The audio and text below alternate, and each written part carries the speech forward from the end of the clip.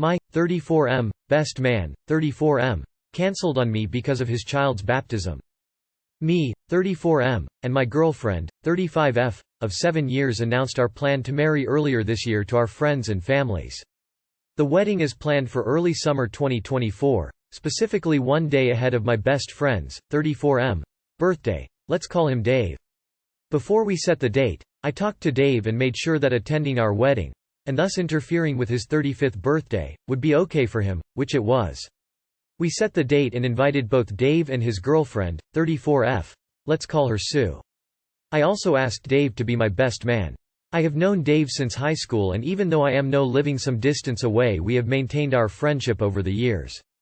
Since we sent out the wedding invitations, Sue got pregnant, which they let me know while visiting last week. Them expecting a child is an absolute joy. I am genuinely happy for them and congratulated them. The expected due date is roughly 2 months ahead of our wedding.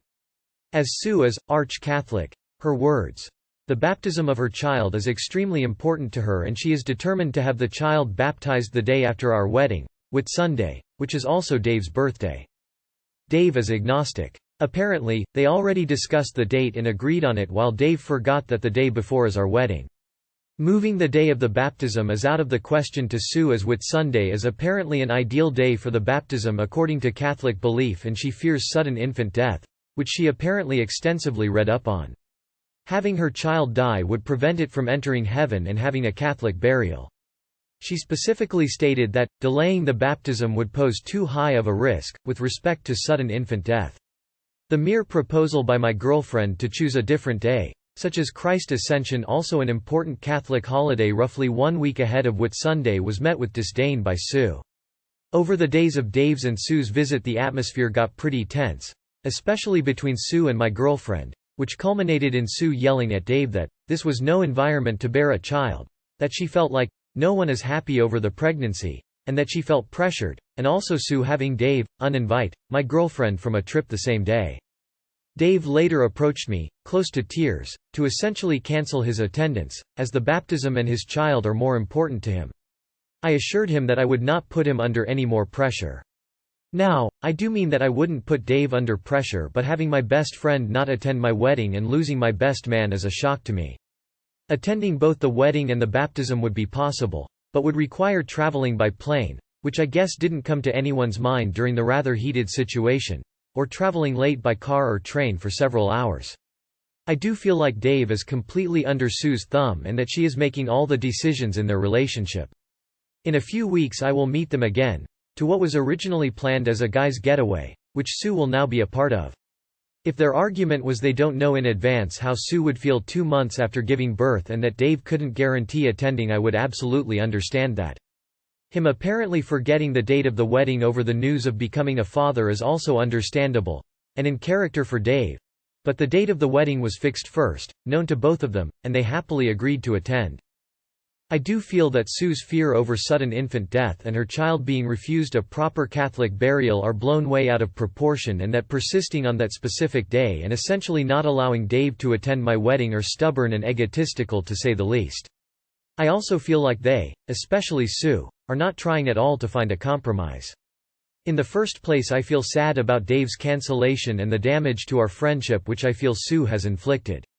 I am an atheist, so the importance of Whitsunday and an early baptism are completely lost to me, and choosing a different date seems like a pragmatic solution to me, especially since Dave isn't Catholic himself.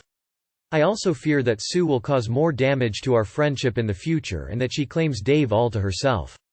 I don't know whether I should or could suggest alternatives, e.g. taking the plane instead of staying the night. Oddly, Dave asked me to be his child's godfather, which is a great honor, but I don't know how that could work logistically, given that I cannot attend the baptism if it stays on the day after our wedding. I am happy for any advice, especially on how to save my friendship with Dave. Should Sue be granted leeway, with respect to her outbursts, given that she's pregnant? Can someone, Catholic, comment on the importance of an early baptism and specifically on Whitsunday? Is it unreasonable to think that attending both the wedding and the baptism should be possible for Dave, under the condition that Sue and his child are in good health at the time? Too long did not read. Best man cancelled on me because his girlfriend insists on baptizing their child the day after our wedding. I couldn't resist hinting to Sue that you are thinking about changing the wedding date just to see how she scrambles to keep making it a mess in new way. Actually, you just have to swallow the hurt of losing your best friend. Sue's behavior will keep getting worse. The important part is done, rest of the post is just bad-mouthing the woman. Maybe I don't get Catholics, but I have never heard of someone setting the date for baptism at this point of pregnancy. Isn't the due date like couple of months before the date she has set? How is the possibility of baby dying before baptism not an issue during that time? I get that there is probably some 40-day impurity time after giving birth, but still. Setting a good day and the stated fear don't fit into same reality. As a Catholic myself, the fact that she's having premarital sex and a child out of wedlock is a big no-no. And what she's spewing about baptism is hogwash too. Babies or children can be baptized whenever the parents see fit. My own parents had me and my siblings baptized when we were around 4-6 months old. As for your friend Dave, my guess is he probably didn't want to cancel on you, but he's also trying to appease his girlfriend. It's okay for you to be hurt and disappointed, but I wouldn't cut him off as a friend. Imagine wholly believing and worshipping a god that'd condemn a baby to hell for dying before an old fella has chance to sprinkle some water on its forehead. What a bizarre series of thoughts, feelings. Also that devoutly Catholic, but having a child with her boyfriend and not a husband? I'm sorry man, I'd be putting Sue on absolute blast. This is ridiculous. If she was that concerned about sudden death for her baby, she'd be getting it baptized ASAP, irrespective of the potential date. I get the impression Sue is enjoying controlling Dave and making him miserable. If Sue has miscarriage, whatever you do, don't ask Dave to be your best man again. That ship has sailed. Let him be the one to ask if he can even attend. 'Cause I guarantee Sue will need to grieve on the day of the planned baptism. Don't know if that's a Catholic thing or not, but I bet Sue will always try to use her faith to get what she wants. I wouldn't say you've lost your friend, but the relationship dynamic between you both is forever changed. So she's such a strict Catholic that she must baptize her baby on a specific Catholic holiday, but she's okay with bearing a child out of wedlock? My 27F boyfriend, 29M, gave me an ultimatum and I don't know what to do. Update. Well, that was quick. My ex saw this post and correctly assumed it was me. He said if I was torn on what to do, he'd make it easy for me and end it so I wouldn't infect him with immorality. I'm packing up his things and his brother will pick them up tomorrow. When I spoke with his brother to coordinate pickup, it sounds like he tried to reason with my ex and my ex hung up on him. After digging for more info, his brother found out a few things that makes the ultimatum make sense. My ex previously didn't care what I did, especially because he knew how much it improved my life and he knew I was responsible about it. I mentioned in a comment that I was part of a research trial on hallucinogens to treat my treatment-resistant depression and it saved my life. I continued to take it after the trial once or twice a year for maintenance. There's also nothing wrong with smoking weed 2-3 times a month. I'm not an addict as some of you suggested, nor do I need rehab. Face with rolling eyes. Anyway, I guess recently my ex has started interacting with a local religious group over the past several weeks and I had no idea. I guess whatever this group has been saying has resonated with him and they place a lot of emphasis on morality. He started opening up about our relationship to them and they placed doubts in his head and told him I'm immoral for drug use, for allowing a man to live with me when we're not married yet, for being an atheist, and for being a feminist. They said he needed to try to get me to change my ways, or else I'd be doomed and bring him down with me. So he chose to give me the ultimatum about drugs, probably to test the waters, and then ended things when I had reservations. I'm so numb to it all right now, but I'm sure this is for the best for both of us. If this is the route he chooses, we're no longer compatible and I can accept that. Thank you to those who gave sound advice and support. Original post. Throwaway. I've, 27F, been dating my boyfriend, 29M, for almost 2 years. Last night he gave me an ultimatum of being 100% sober or ending our relationship.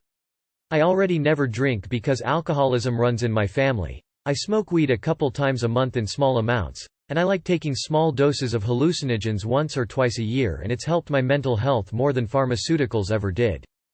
I usually do hallucinogens with my best friend at her place or smoke weed and chill by myself on our balcony because my boyfriend doesn't partake in anything and I don't want to make him uncomfortable.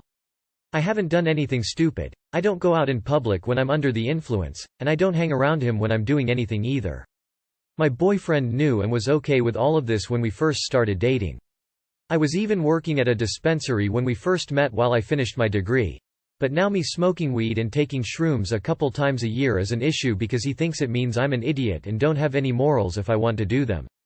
I asked him why it matters when I don't do it often and it doesn't directly affect him, and he kept saying it's because it's morally wrong and he's always felt that way. In the middle of our argument, I compared him to Jonah Hill and he tried saying that it was completely different and I was being disrespectful, but I don't feel that way. They both knew what they were getting into when they chose their girlfriends, but still have the audacity to give ultimatums disguised as boundaries to control things that they had knowledge of and previously accepted. I was trying to get my point across, but I get that I probably shouldn't have said that. Our relationship has otherwise been perfect up until now and I feel blindsided by this. I know I already don't use anything that much, so it wouldn't be a big deal to just stop, but it's the principle of it all. There are things that he does that I don't like, but I still accept and support him because I love him. The fact that he knew I did these things, accepted it, and now all of a sudden, he wants to shame me into changing so I meet his moral standards or risk losing the relationship that I'm so invested in really bothers me. If it was that big of a deal-breaker, he should have never started dating me in the first place. It feels controlling and grimy.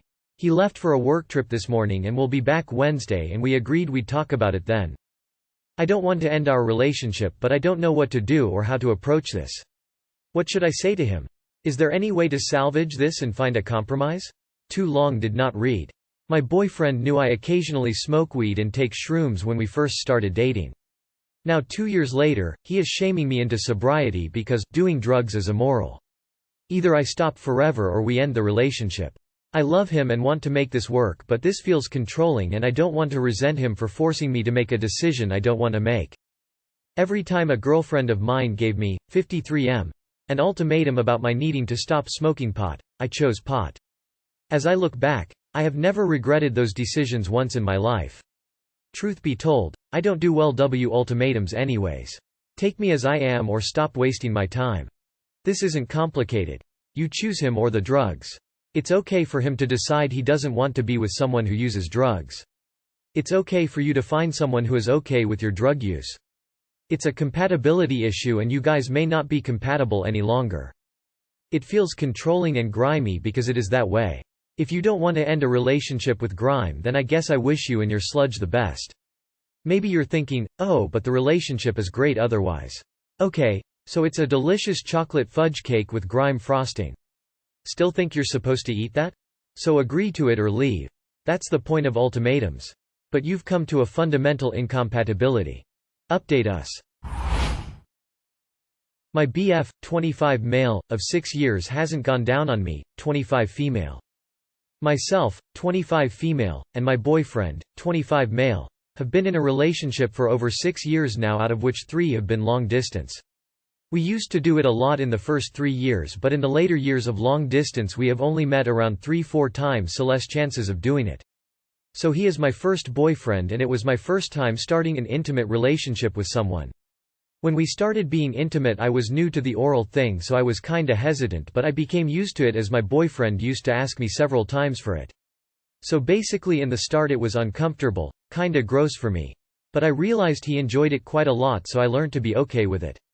When it was his turn to go down on me, which was way later than I had started giving him BJS, he literally licked just once and he couldn't do it further.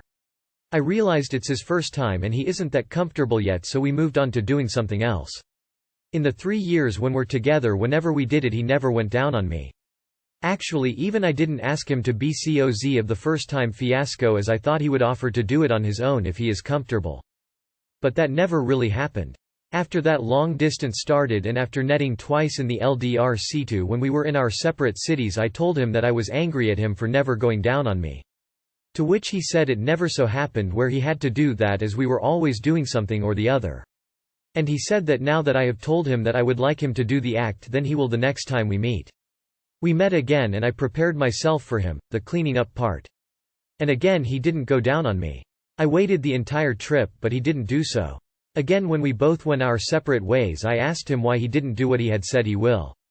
To which he replied that I was going to get my period soon, so it was disgusting to do the act now. My period was due and it could start any day of that trip.